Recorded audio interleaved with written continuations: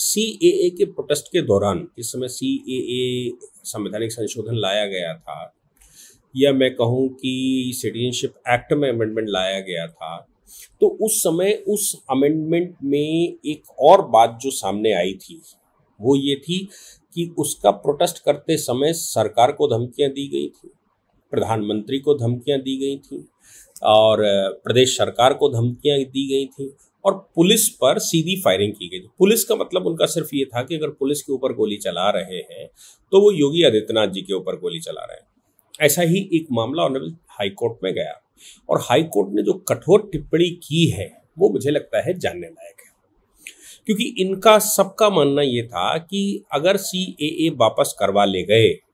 तो फिर बहुत कुछ उनके मन की होना स्वाभाविक है। 370 सॉल्व हुआ,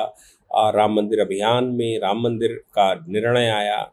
ट्रिपल तलाक का निर्णय आया, तो ऐसा लगा एक समाज को कि ये पीछे पड़ी हुई सरकार है, जबकि सरकार 75 साल का 70 साल का जो गंदगी थी उसको साफ कर रही थी, कानूनी गंदगी को साफ कर रही थी। तो ऐसा बहुत सारी चीज़ें आ सकती हैं, या तो पार्लियामेंट में जाकर संशोधन किया जाए, लेकिन पार्लियामेंट में संशोधन करने के लिए इतनी मेजॉरिटी नहीं है। फिर जब कुछ नहीं होता, उस कानून में कोई अगर ऐसा नोक झोंक होता तो ये सब सोचते कि चलो हाई कोर्ट सुप्रीम कोर्ट से उसको सही करवा लेंगे, लेकिन कानून में कोई गड़बड़ नहीं थी। गड़बड़ तो दिमागों में थी, और दिमागों में गड़बड़ ये थी कि कैसे हिंदुस्तान पर कब्जा किया जाए,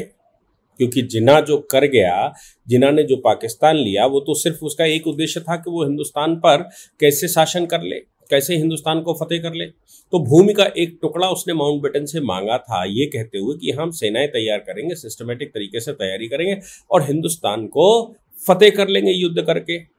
लेकिन वो संभव हो नहीं पाया, क्योंकि वो आतंकवाद की खेती बोते रहे, लंबे समय तक चल तो गया, लेकिन मोदी जी के आने के बाद वो खेती पूरी हो नहीं सकती थी, ये निश्चित है। तो उनका कोई सलूशन निकल नहीं सकता था। अब क्या है, सीएए के संशोधन के दौरान जो पाकिस्तान से हिंदुस्तान में हिंदू वापस आए, वो जो रुक गए थे वो बाद में वापस आए, वो सभी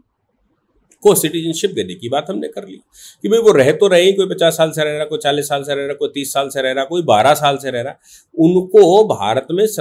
भारत में हम नागरिकता देंगे। लेकिन सवाल ये था नहीं कि वो गलत था कि सही था।